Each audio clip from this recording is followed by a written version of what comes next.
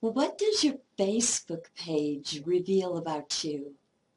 Research has shown that if we have people go through a number of individuals' Facebook pages, browse them all, they can pick out the narcissists at an accuracy rate that is much better than chance. And what's really interesting is when we find out what clues them into this. What were the two biggest clues? Okay. And the first one is that narcissists tend to put up a picture as their main primary photo that instead of being a snapshot or such is a glamour photo where hair and makeup and such were done purposely for that photo and it was taken at a studio. Okay, so that is the first clue, but there's also another one that is as powerful, and that is posting an abnormally large number of so-called friends.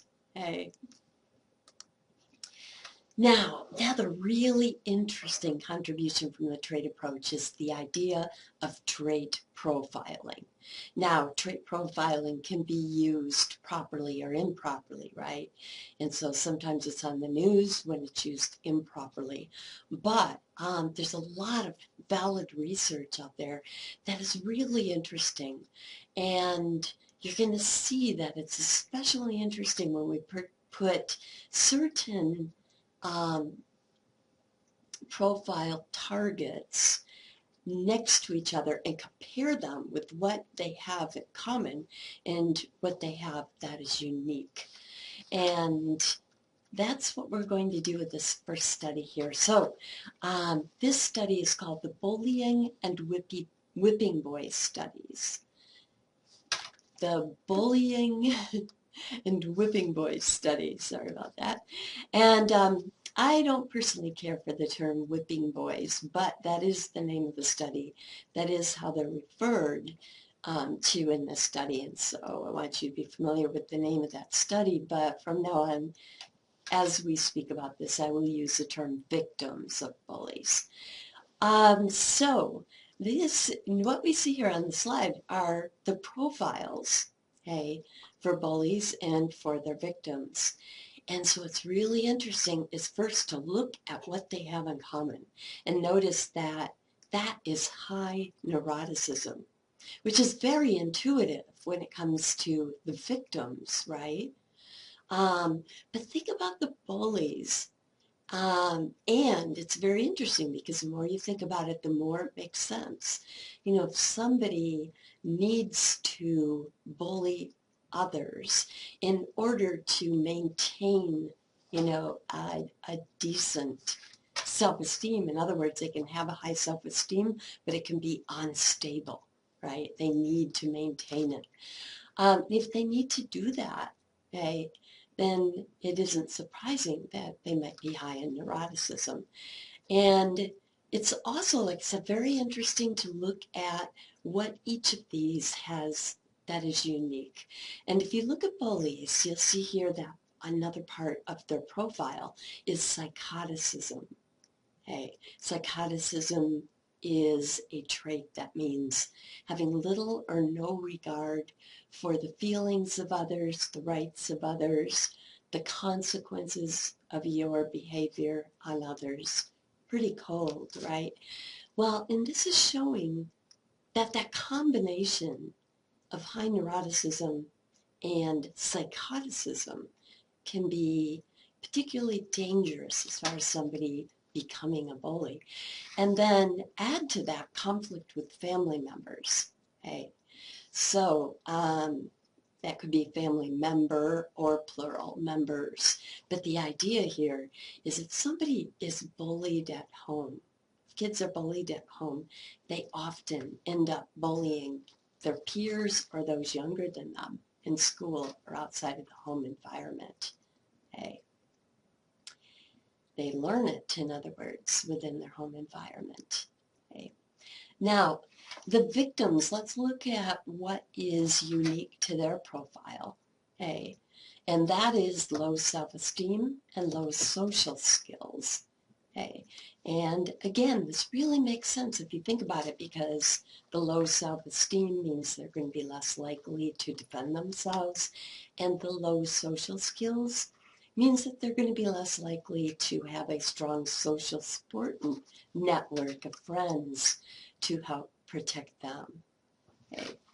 So these are the profiles for bullies and their victims. Okay. Some interesting research has been done with this. In fact, one group of researchers in particular, they began their study with a number of um, teachers who taught sixth grade, okay, in schools where these boys would move on to seventh grade and then have a different teacher. And so first, what they did was they had the teachers go through the sixth grade rosters and identify the bullies and identify the victims. And of course, most kids are neither, right? But they identify the bullies and identify the victims. And the idea here is that if anybody should be able to identify them, it should be the teacher, okay, after working with them for a period of time. Now, these researchers went a step further, which is admirable, and a year later in the seventh grade with a completely different teacher, hey, they had those teachers go through the roster and do the same thing. And those teachers picked out these same bullies and these same victims. Hey, so we have some nice confirmation on that. And then the researchers followed up these boys until they were 26 years old. And what they found is that 0% of the victims, but 65% of the bullies have felony convictions by the time they were 26 years old. Now, in this study, they found boys as bullies and boys as victims. And what I want, obviously, as bullying has increased over time, this has also involved females. And so we expect to see more research coming out on females also, or including them in these bullying type studies. Let's look at some more trait profiling here. Okay, alcoholism. So this is interesting, and again, I find it even more interesting when we can compare and contrast. So let's look at this with smoking and see what this tells us. First off, what do they have in common? What do the trait profiles for alcoholics and smokers have in common? And we see there's two different things here. We've got high neuroticism and we have high sensation seeking. This is really interesting and really implies or suggests that this combination of high neuroticism and high sensation seeking may be especially vulnerable to addictions of some kind, right? But now when we look at what in particular they have that's unique, we see with alcoholism, we've got high impulsivity. Impulsivity is the tendency to act before we can think something out fully, right? And also with alcoholism, we see lower scores typically in the profile with lower agreeableness and lower conscientiousness. Now, if you look at what smoking has that is unique here, it's extroversion. That E stands for extroversion, and sensation seeking. So now we already talked earlier this class about some different, how important it is if you have an addiction to know the different components of your addiction if you want to try to get over it, and to come up with compensatory kinds of behaviors that are more functional, or fillers, you might say. And so, for instance, we talked about nicotine might be part of your addiction. It isn't for everybody, but it is for a lot of people. And one of the things you can do is wear a patch right, to reduce that nicotine need over time. And we already talked under the psychodynamic approach about what? Okay, and remember what was smoking related to? That was the oral fixation, the need to put something in the mouth. And we talked about the fact that, if you knew that this was, or suspected that this was a component of your smoking addiction that you were trying to get over, you could in fact chew gum, choose another behavior like that, putting something in the mouth that is more functional. And then with sensation seeking, this is also true. So some people find that a component of their addiction is, for instance, doing something, having something to do with their hands. Okay? And so you can come up with something more functional. It could be knitting, it could be Greek conversation beads, it could be anything like that. Now there is one more trait profiling case I want you to look at. That's super interesting, and it is so famous that it has its own name, okay? And that is the serial killer triad. The serial killer triad. Now, what's really powerful about this particular triad is with all known serial killers that for whom researchers were able to get childhood history information, which means almost all of them, okay, we find that they have something in common. And this is what makes it so powerful. It's not that, they usually show one of these behaviors or two of them. Virtually all of them show all three in their childhood history. Okay? And that is torturing small animals, starting destructive fires, and the last one is bedwetting. I want you to think about that last one for a minute, okay? Because that one is related to one of Freud's psychosexual stages that we've covered earlier. Which stage is that? And what was the big psychosexual task? Do you remember? It was potty training, right? And remember that whole discussion, right? And how it is that if there's a special difficulty with this task, in other words, kids don't become potty trained successfully by the end of that age range. And bedwetting, is not going to be noted here unless it goes beyond the normal age range. Okay, so this is indicating bedwetting past that stage of development. And remember that entire discussion of how that led to a need for power, a need for control, need for power, right? And so the serial killer triad. Now there's something that we tend to do every day, okay? Many of us, not everybody, but many of us, which is slide a credit card, right? What is your economic personality? And what does this say about you? This is this is really interesting because a lot of credit card companies will track what they call your economic personality over time and look for changes in it too, because it tells them a lot about you, your purchases do, and it also tells them a lot about how your risk factor at particular stages in your life for defaulting on your payments for that credit card. So one of the things, for instance, that they actually look for is if somebody is in counseling. Another thing that they look for is if someone is going through a divorce, okay? So those therapist bills, those legal fees, are going to start showing up on credit card statements if that's the case.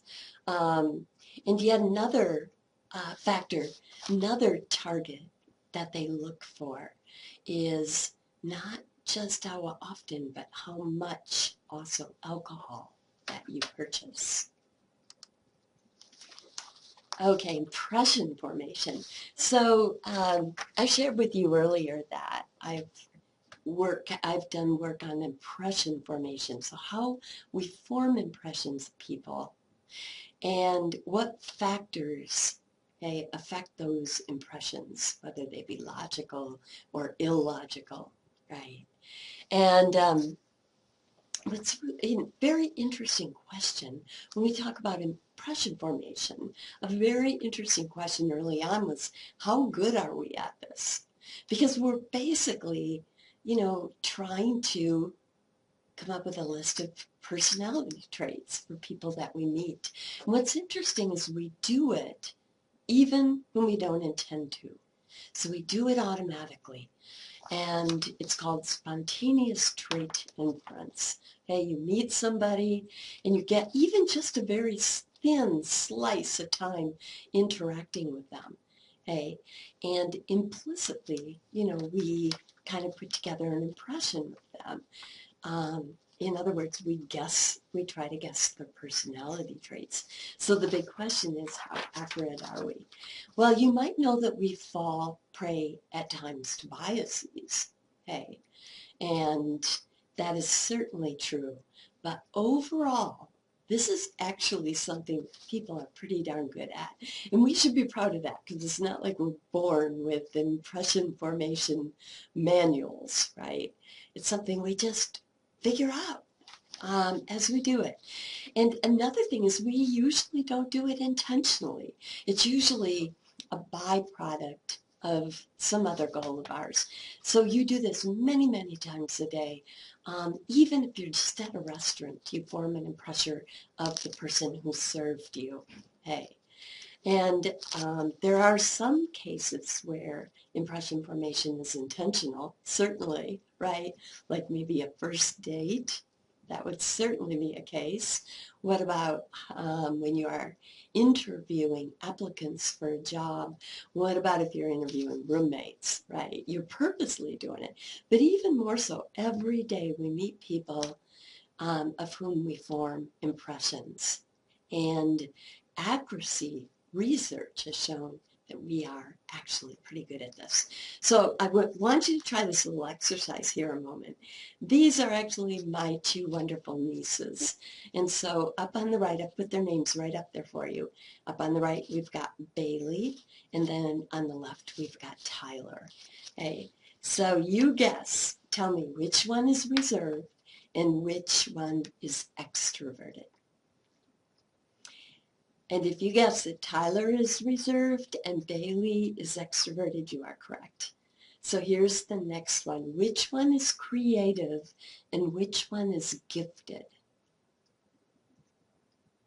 And if you guessed that Bailey is creative and Tyler is gifted, you are right. Last one. Which one is studious and which one is fun-loving? See how easy this is? You probably got that one right too. Tyler's studious, Bailey's fun-loving. Okay.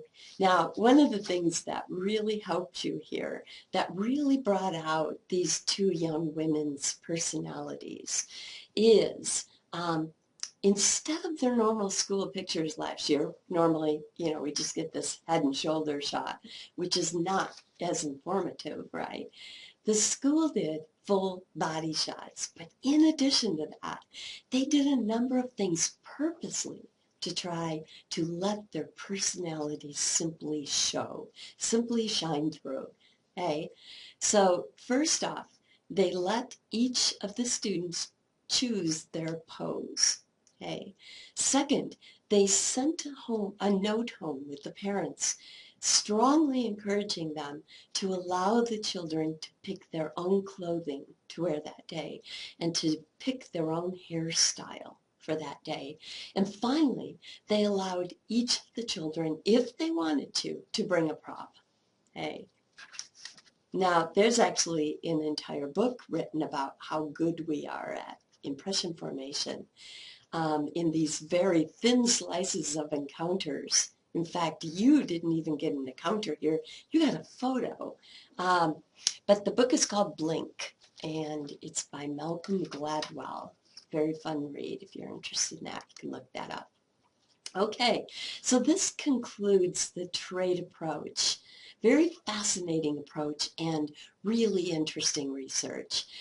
Do remember that you have some homework to prepare before you start the lecture segments, okay, for our next lecture. And besides the 2 chapters that you're going to be reading, you are going to want to complete questionnaires 5 and 6, and then record those scores on your self-assessment sheet and make sure that you have that sheet with you when you begin the lecture segments for the biological approach.